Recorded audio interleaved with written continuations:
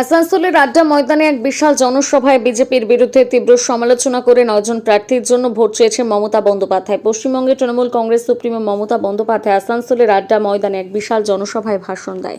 তিনি মঞ্চে উপস্থিত 9 জন বিধানসভা প্রার্থীকে ভোট দেওয়ার জন্য জনগণের কাছে আবেদন জানান এবং ভারতীয় জনতা পার্টির উপর তীব্র আক্রমণ শুরু করেন। তার ভাষণে মমতা বন্দ্যোপাধ্যায় রাজ্য থেকে বিজেপিতে বহিষ্কারমূলকভাবে বিতাড়িত করার আহ্বান জানান এবং বলেন যে বিজেপি ক্ষমতায় থাকলে তারা ইডি এবং সিবিআই এর ভয় দেখিয়ে জনগণকে হয়রানি করবে। বলেছিলেন বছরে 2 কোটি লোক চাকরি দেবেন, এখন বাংলায় এসে বলছেন সব শূন্য পদ নাকি উনি পূর্ণ করে দেবেন। জিজ্ঞেস করুন তো, রেলে গ্যাংম্যান নিয়োগ করেছেন, ডিফেন্সে ভ্যাকেন্সি নিয়োগ করেছেন, রেলওয়ে বাজেট তো তুলে দিয়েছেন। এই স্কোপ মডার্নাইজেশন আমরা করেছিলাম বেঙ্গল প্যাকেজে। চিত্তরঞ্জন লোকোমোটিভ শেষ হয়ে যাচ্ছিল, আমি এসেছিলাম এবং ওদের অর্ডার বাড়িয়ে দিয়েছিলাম। অন্ডল আপনার এয়ারপোর্ট আমরা তৈরি করে দিয়েছি, গ্রিনফিল্ড এয়ারপোর্ট, নজরুল বিশ্ববিদ্যালয় আসানসোলের মাটিতে, বর্ধমানে ওনার জন্ম চুরুলিয়া গ্রামে আমরা তৈরি করে দিয়েছি, মনে রাখবেন। মেডিকেল কলেজ থেকে শুরু করে আসানসোল দুর্গাপুর নতুন জেলা, নতুন পুলিশ কমিশনার থেকে শুরু করে সব কিছু আমরা করে দিয়েছি, স্টেডিয়াম থেকে শুরু করেছে। আর আপনি বিজেপি পার্টিকে দেখবেন না, কোনো দুর্যোগে আসে, কোনো বন্যায় আসে, কোনো ঝড়ে জলে আসে, দাঙ্গা লাগাতে আসে, আর ভোটের সময় কোকিলের মতো, বসন্তের কোকিলের মতো কুহু কুহু করে ডাকে, আর তারপর ভোট ফুরিয়ে গেলেই জিনিসের দাম বাড়ায়। তাই বলি, ভোটের পরে মনে রাখবেন, তোমার দেখা নাই গো, তোমার দেখা নাই।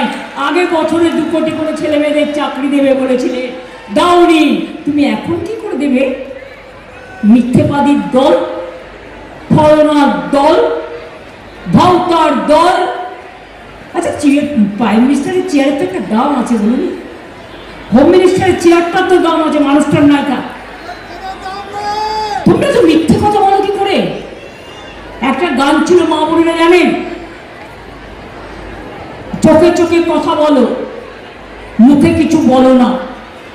আর বিজেপির নেতারা কানে কানে যা ফুসলায়, এরা হচ্ছেন কানে কানে কথা বলো, সত্যি কথা বলো না। ভাবে সবাই খুব ধোকা, ওরা দেবে ধোকা, তারপরে ভোটটা নিয়ে নিয়ে সবাইকে করবে একেবারে ফাঁকা। এত সস্তা নয়, যা ভোট আগেও পেয়েছো, এবার কোনো মানুষ তোমাদের ভোট দেবে না। তার কারণ তোমরা ঠিকানা কাটছো, তোমরা খাদ্য কাটছো, তোমরা আশ্রয় কাটছো, তোমরা বাসস্থান কাটছো। সব ইন্ডাস্ট্রি বন্ধ হয়ে গেছে। বড় বড় কথা, চায়ের বাগানকে উন্নয়নে পাট্টাও দেননি, একটাও দিয়েছো আজ পর্যন্ত। তুমি তো বলেছিলে চায়ের বাগান অধিগ্রহণ করবে ইলেকশনের আগে জলপাইগুড়িতে। আমার ভালো মনে আছে, 2021 বারবার বলেছিলে, একটাও অধিগ্রহণ করেছো, করনি। আমরা ডানলপ কোম্পানি অধিগ্রহণ করবো বলে আমরা প্রপোজাল পাঠিয়েছি 2016 সালে, এখনো পর্যন্ত তোমরা কিছু করনি। আমাকে কর্মীদের 10,000 টাকা করে টাকা দিতে হয় মান্থলি, এবং 475 টাকা করে তাদের হেলথের জন্য খরচা দিতে হয়। কোনটা করেছো?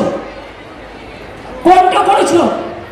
না চিত্তরঞ্জন লোকোমোটিভ বেঁচেছে, না ইস্কো বেঁচেছে। রানীগঞ্জের ধসলুমে ধূলিসাৎ হয়ে যাচ্ছে। কয়লা পাহারাদার কারা? তোমরা। কয়লার পাহারা কাকে দিতে হয়? তোমাকে। তোমার সিআইএসএফ পাহারা দেয়। তাই তৃণমূল কি করে চোর হলো? তোমার বিজেপির নেতারা, তোমাদের মন্ত্রীরা কোটি কোটি টাকা মান্থলি এখান থেকে তুলে নিয়ে যায়। এটা সেন্ট্রাল গভর্নমেন্টের হাতে আছে, মাথায় রাখবেন। বলছি অনুপ্রবেশের কারখানা, তাহলে তুমি অনুপ্রবেশের প্রধানমন্ত্রী।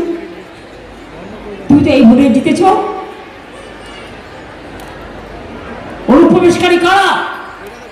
এখানে আশ্রয় দিয়ে কাকে কাকে রাখা হয়েছে নামগুলো বলবো? আমরা করি না, ওটা বর্ডার সিকিউরিটি ফোর্সের আন্ডারে। हम सूरज देवता का पूजा करते हैं कि नहीं करते? मोदी जी, आपने कभी किया? धर्म का बात करते हो, खाली झूठा बोलते हैं आप लोगों ने। শুধু মিথ্যে কথা বলেন। দক্ষিণ 24 পরগনার শহর থেকে পাঞ্জাবের রবীন্দ্রনাথ খালিস্তানি বড়ুয়ার বলেন রিপোর্ট, আপনাদের বিগ লোকেরা, নিউজ বাংলা। লজ্জাও করে না, শরম হোনা চাইয়ে। আর এখানে মুসলিমদের ভোট কাটেন, হিন্দুদেরও ভোট কাটেন, আর কেটে কি করেন? তারপরে এলাকায় এসে বলেন সোনার বাংলা তৈরি করবেন। দেখে দেখে বলেন, টেলিপ্রম্পটারে বাবু লিখে এনে বলেন সোনার বাংলা। আজ পর্যন্ত বলতো আসানসোলকে কিছু দিয়েছে? রানীগঞ্জকে কিছু দিয়েছে? কুলটিকে কিছু দিয়েছে? আগেরবার তাপস হারলো, ওখান থেকে তো ওনার বন্ধু জিতলো। আমি আর বেশি কিছু বলছি না, মা বোনেরা যা বোঝা বুঝে নিন, সব কিছু বলা যায় না। ওরা মুখে মুখে কথা বলো, চোখে কিছু বলো না, আর কানে কানে কথা বলো, আসল কথা বলো না। কখনো কখনো লক্ষণের দণ্ডি রক্ষা করতে হয়, এটা আমাদের সৌজন্য। বেশি কথা বললে বলে দেবো, কখন মুখ ফসকে বলে ফেলবো কি করে জানবো? কতক্ষণ নিজেকে কন্ট্রোল করতে পারবো? বলুন, সোনার বাংলা গড়বেন তো উত্তরপ্রদেশের বাংলা শ্রমিকদের উপর অত্যাচার করছেন কেন? বিহারে কেন করছেন? রাজস্থানে কেন করছেন? মধ্যপ্রদেশে কেন করছেন? দিল্লিতে কেন করছেন? কই আমরা তো করি না। আমার এখানে हमारा इधर में 1.5 करोड़ परिযায়ী श्रमिक है। हम कभी आप सुना आपका ऊपर किसी ने अत्याचार किया? আমরা কাউকে করি না অত্যাচার, কারণ আমাদের পরিচয় হচ্ছে মনুষ্যত্ব, আমাদের পরিচয় হচ্ছে মানবিক, তোমাদের পরিচয় হচ্ছে দানবিক, অমানবিক। मैं पूछना चाहूंगी, শুনুন, এটা আমি ইচ্ছা করে হিন্দিতে বলছি যাতে বিজেপির যারা কভার করে তারা ওদের কাছে না পৌঁছে দিতে পারে, আরো বেশি টাকার বিজ্ঞাপন দেবে, তাহলে আরো বেশি টাকার অ্যাড দেবে। आप बोलिए, अगर बंगाल में मुसलमान आपको अनुप्रवेशकारी है, आप उसको खिलाफ में है, तो दुबई में जब जाते हैं मुस्लिम सम्राट को कोलाकुली कैसे करते हैं?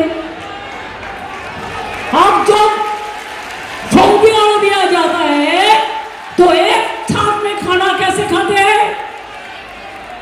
बंगाल में आके बुजुर्गी छुपा रुस्तम का काम नहीं चलेगा। इनका कोई धर्म नहीं है, इनका एक ही धर्म है, और दंगा करना, फसाद करना, रेल का भाड़ा हर दिन बढ़ाना, वोट का टाइम में वोट काटना, वोट देने के लिए बाहर से रेल करके लोग ले आना, बाहर को लोग को ले आके इधर में हमारा वोट काटना, इसका काम है। আপনারা দেখতে পাচ্ছেন কি অত্যাচার চলছে, কি অনাচার চলছে, কি স্বৈরাচার চলছে, কি ভোট কাটার ষড়যন্ত্র চলছে। আমি নিজে সুপ্রিম কোর্টে গিয়েছিলাম ভোট তোলার জন্য, আপনাদের আশীর্বাদ শুভেচ্ছা দোয়ায় 32 লক্ষ লোকের নাম ভোটার লিস্টে তুলতে পেরেছি। এখনো 90 লক্ষ বাদ আছেন, 7 লক্ষ হিন্দু আর 30 লক্ষ মুসলমান, এটা মাথায় রাখবেন। এরপরে এদের কাজ হচ্ছে এনআরসি করা, ডিলিমিটেশন করে বাংলাকে টুকরো টুকরো করা। ওনারা নাকি আমাদের বিরুদ্ধে চার্জশিট দিয়েছেন। আমি চার্জশিট দিচ্ছি